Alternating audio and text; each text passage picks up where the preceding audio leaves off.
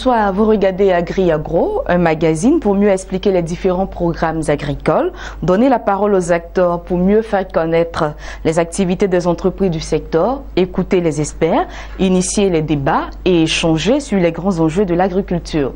Bienvenue à Agri-Agro.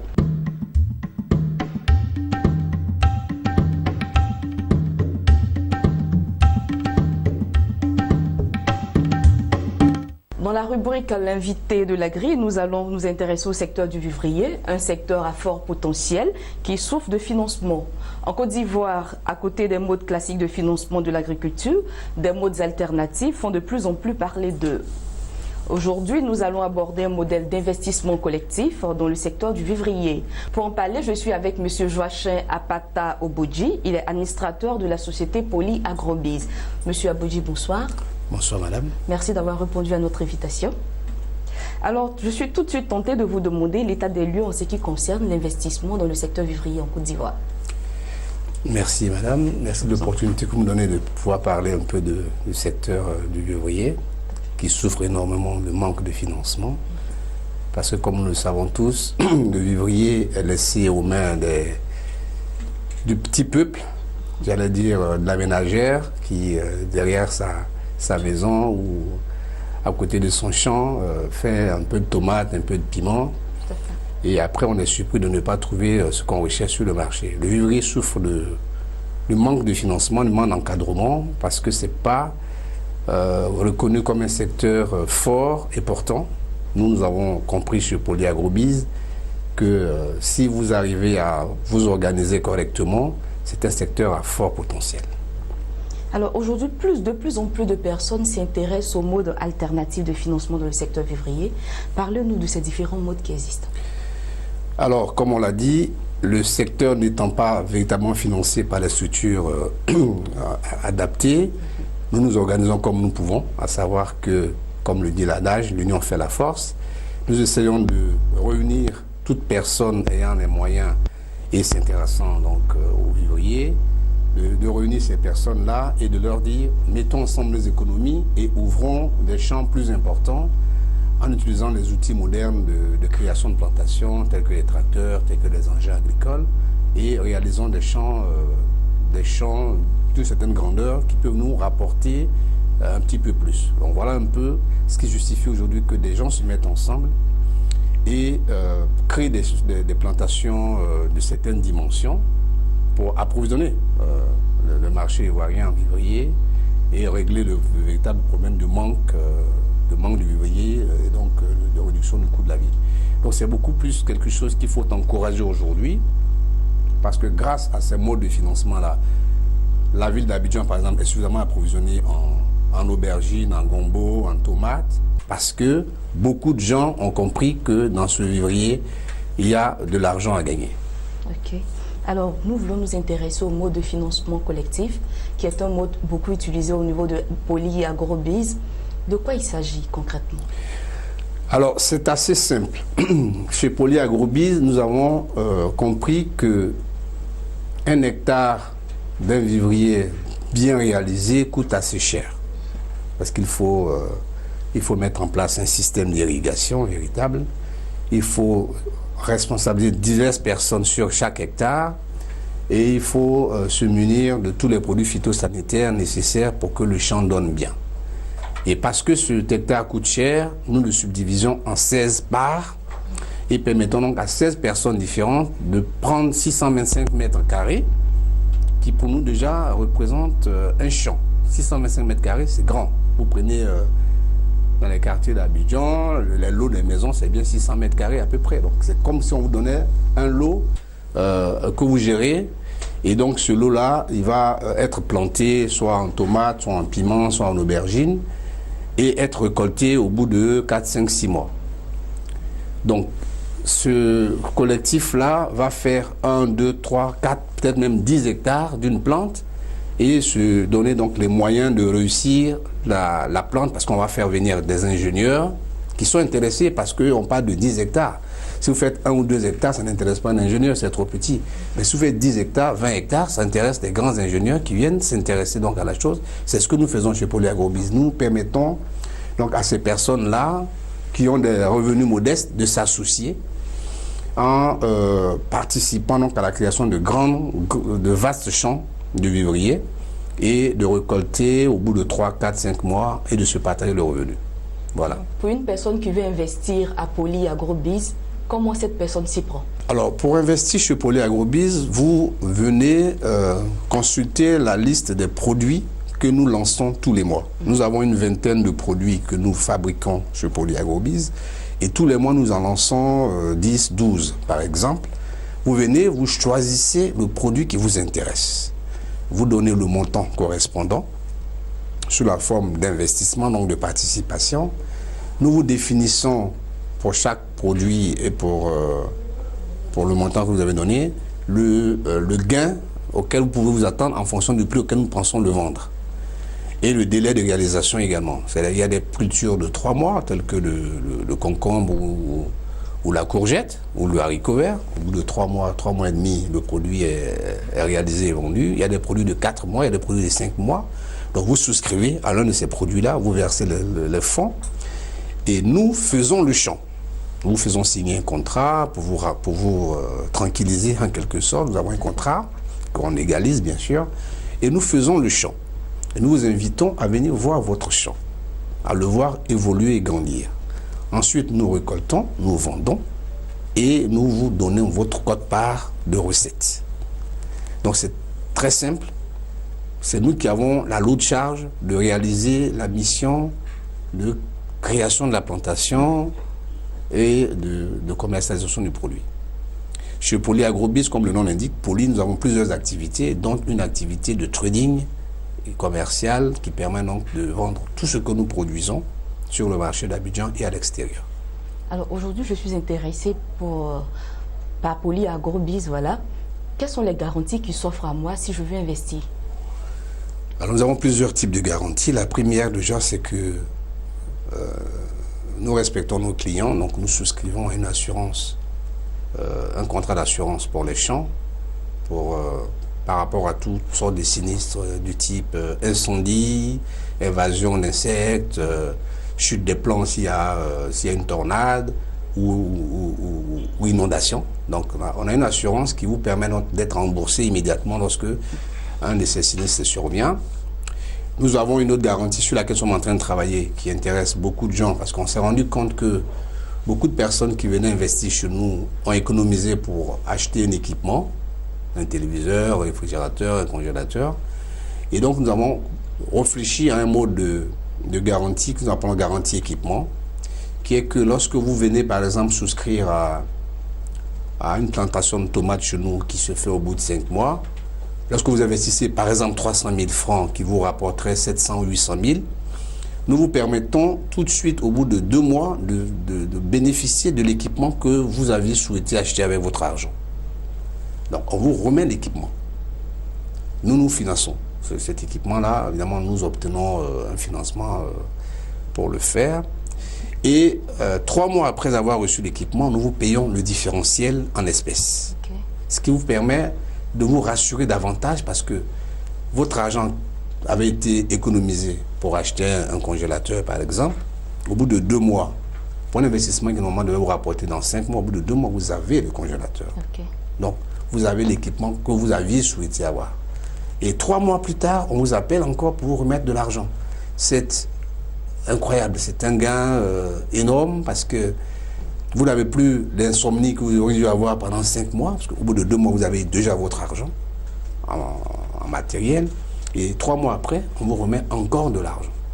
Donc c'est un modèle assez bien réfléchi que nous sommes en train de sonder auprès de la population et qui va démarrer au début de 2017.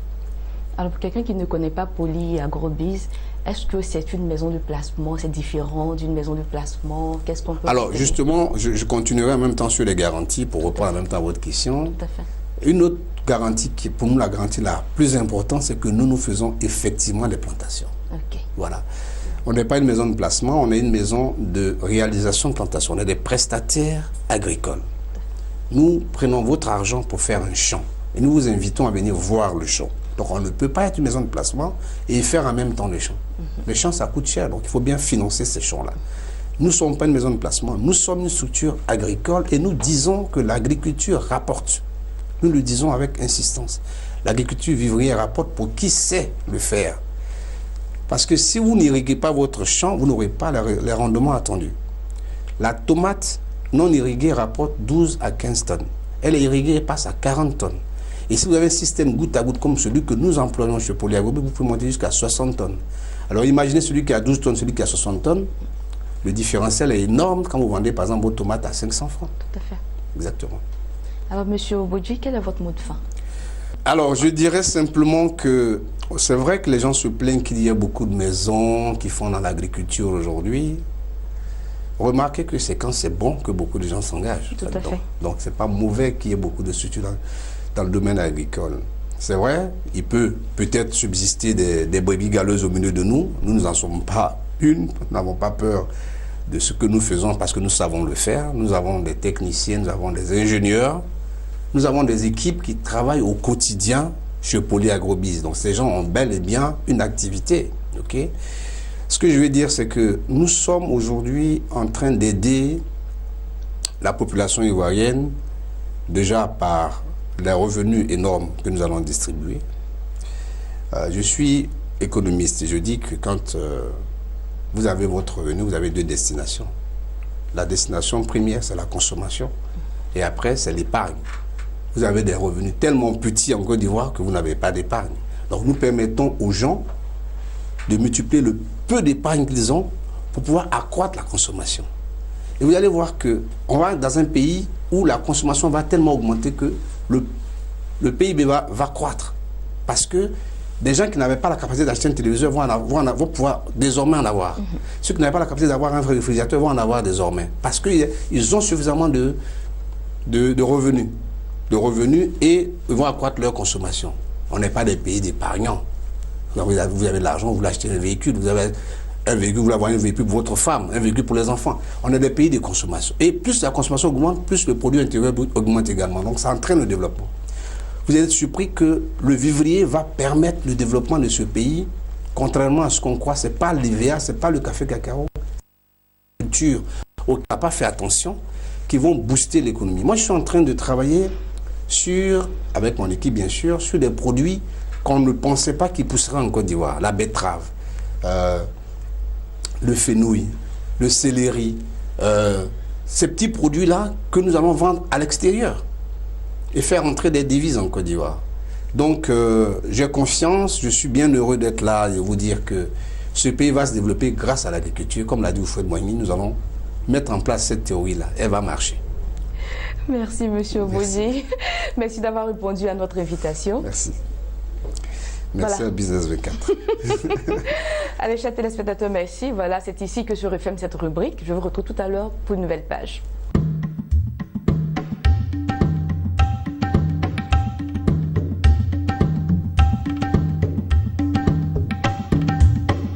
Nous étions tout à l'heure avec M. Obodji, je le rappelle, il est l'administrateur de la société Polyagrobis. Nous passons à présent à une nouvelle page et il s'agit de la rubrique reportage.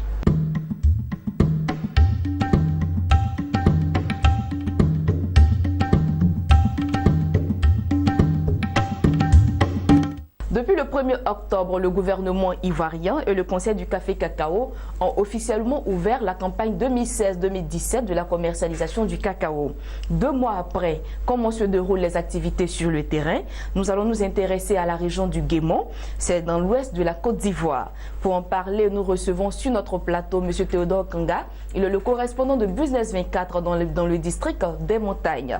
Bonsoir M. Théodore. Bonsoir. Merci d'avoir répondu à notre invitation. C'est moi qui vous remercie. Et comment va le district des montagnes? Le district des montagnes se porte très bien, je pourrais dire. Dieu merci. Le district des montagnes qui est composé des régions du Guémon, tout à fait, le Cavali et le Tompi, voilà, le Bafing se porte très bien. Merci. C'est un plaisir pour nous de vous recevoir ce jour. Merci. Je vous en prie. Alors, avant que nous n'échangeons sur la question, suivons cet élément que vous nous proposez qui montre les activités du café et cacao dans cette région.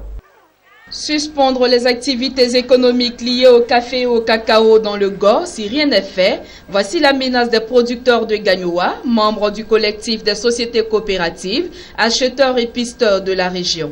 Il s'agit pour eux de dire leur ras-le-bol face à l'insécurité grandissante sur les routes commerciales. C'est donc un cri de cœur que nous adressons au chef de l'État, au ministre de la Défense, au commandant supérieur de la gendarmerie, pour que des mesures soient prises pour Gagnoua. Sinon, c'est la mort programmée pour notre activité économique. Aujourd'hui, nous, sociétés coopératives, acheteurs de produits, pisteurs, ne savons plus à quel sein nous vouer.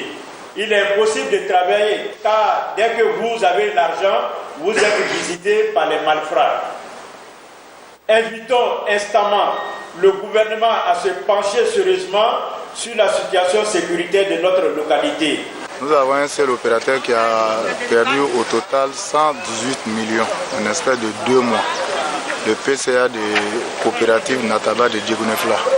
Nous avons d'autres opérateurs qui ont même plié, c'est-à-dire qui ont abandonné même l'activité compte tenu de leur sécurité.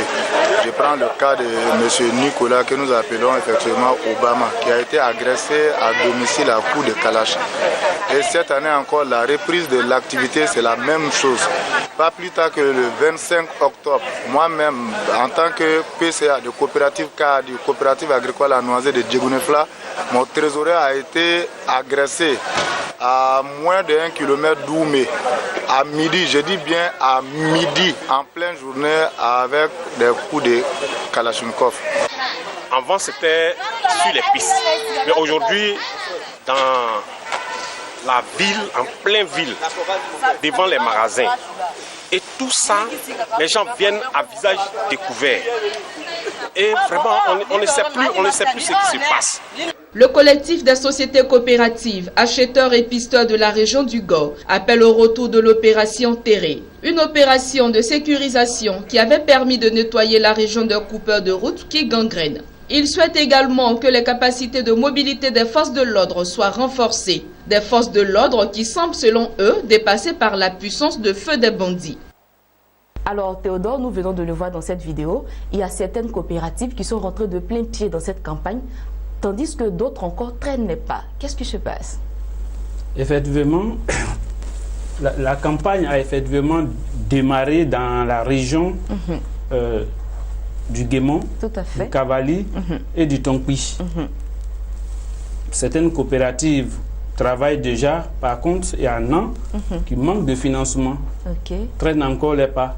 Donc c'est ce qui justifie ces coopératives qui n'ont pas encore pris en marche les autres. Effectivement. Ok. Alors toujours dans le reportage, les acteurs sont beaucoup revenus sur le problème de l'insécurité.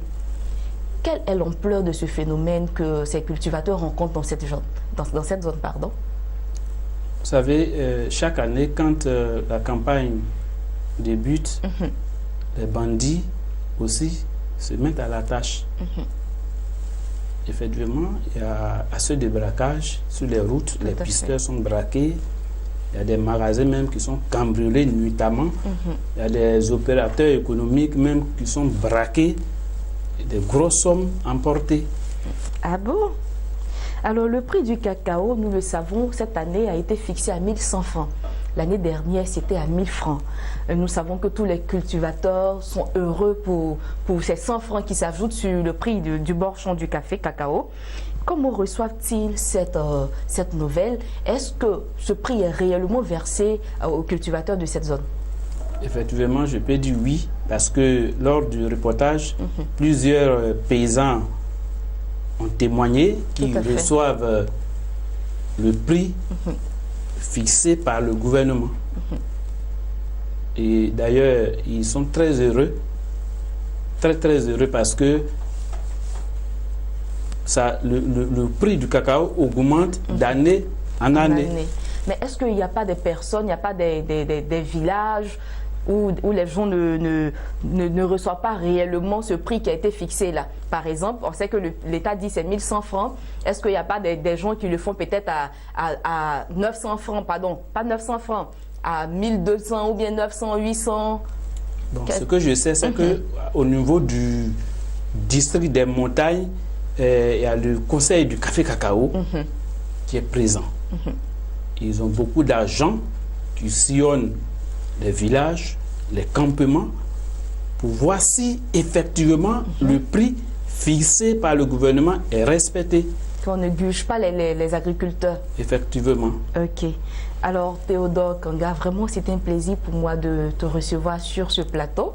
Je le rappelle, vous êtes notre correspondant au niveau du district des montagnes, voilà, qui regroupe, vous avez tout à l'heure, qui regroupe les régions du Guémon, du Cavali, du Tonkou et du Bafing.